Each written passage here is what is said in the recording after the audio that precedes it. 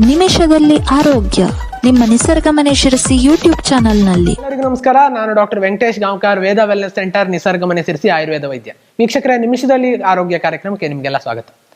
ವೀಕ್ಷಕರೇ, ಕಣ್ಣಿನ ಮೇಲೆ ಗುಳ್ಳೆಗಳಾಗುವಂಥದ್ದು ಅದನ್ನ ಸ್ಟೈ ಅಂತಾರೆ ಇಂಗ್ಲಿಷ್ನಲ್ಲಿ. ಕಣ್ಣು ಕುಟ್ಟಿಗೆ ಅಥವಾ ಕಣ್ಣು ಗುಳ್ಳೆ ವಿಧ ವಿಧವಾದ ಹೆಸರಿನಿಂದ ಕರೀತಾರೆ. ಸೊ ಕಣ್ಣಿನ ಈ ಒಂದು ರೆಪ್ಪೆಯ ಮೇಲೆ ಗುಳ್ಳೆಗಳ ರೀತಿಯಲ್ಲಿ ಆಗಿ ಅದರೊಳಗಡೆ ಕೀವು ತುಂಬುವಂಥದ್ದು, ಸ್ವಲ್ಪ ನೋವು ಆಗುವಂಥದ್ದು ಕೂಡ ಇರ್ತದೆ.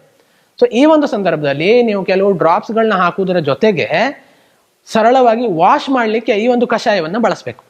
ವೀಕ್ಷಕರೇ, ಅರಿಶಿಣದ ಪುಡಿ ನಮ್ಮೆಲ್ಲರ ಮನೆಗಳಲ್ಲೂ ಇರ್ತದೆ. ಅದನ್ನ ಸ್ವಲ್ಪ ನೀರಿಗೆ ಹಾಕಿ ಕುದಿಸಿ ಕಷಾಯ ಮಾಡ್ಕೊಳ್ಬೇಕು.